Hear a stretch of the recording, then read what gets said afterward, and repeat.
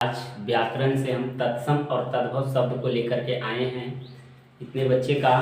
बहुत से बच्चे का ऐसा सवाल रहा करता है कि सर कैसे पहचाने कि ये तत्सम है और कैसे पहचाने कि ये तद्भव शब्द है। तो एकदम आसान भाषा में आज सबको हम बताने वाले हैं तत्सम और तद्भव के बारे में।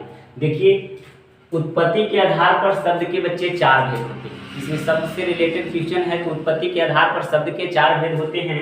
एक तत्सम होता है, तद्भव होता है, देशज और विदेशज होता है। बाकी आज हम दो पर बात करेंगे, सिर्फ तत्सम और तद्भव पर बात करेंगे। यहाँ पे लिखा हुआ है कि तत्सम वैसा संस्कृत के मूल शब्द जिनका प्रयोग हिंदी में किया जाता है। तत्सम शब्द जो होता है संस्कृत का मूल शब्द होता है और उसका प्रयोग हम लोग हिंदी में करते हैं। जैसे चंद्र, माता, पिता, हस्त, पुष्प, ये सब जो है बच्चे भले ही हम हिंदी में बोल रहे हैं लेकिन इसका यूज संस्कृत का मूल शब्द है। उसी प्रकार से तद्भव कहता है कि तत्सम के बिगड़े रूप को तद्भव कहते हैं। ठीक, इसके जो बिगड़ा रूप होता है उसको कहा जाता है तद्भव। जैसे आप माता तो शुद्ध शब्द है ये, लेकिन इसको बिगड़ा रूप हम लोग बोलते हैं माँ। यहाँ है पिता, तो पिता के बिगड़ा रूप बोलते हैं बाप। हस्त होता है तत्सम, लेकिन इसका बिगड़ा रूप बोलते हैं हम लोग हाथ। एक शब्द और है कुब्ज। कुब्ज का मतलब होता है कुबड़ा, तो इसको बिगड़ा रूप हम लोग क्या बोलते हैं? कुबड़ा।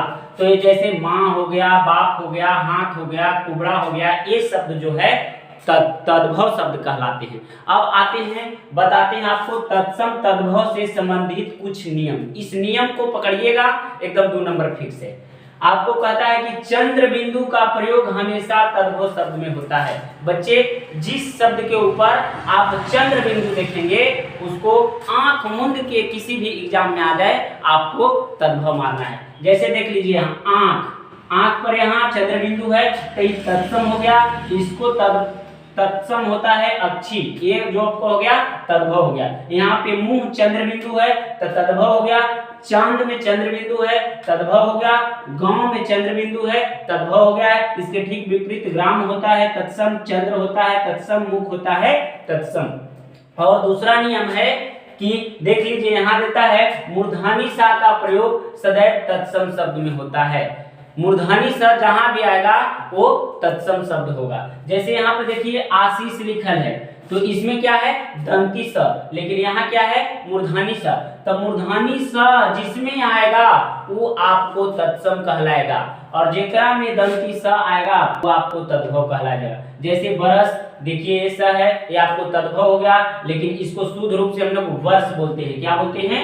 वर्ष बोलते हैं, तत्सम हो। किसान, लेकिन इसका शुद्ध होता है बच्चे कृषक। क्या होता है? कृषक। यहाँ पे हम लोग बोल देते हैं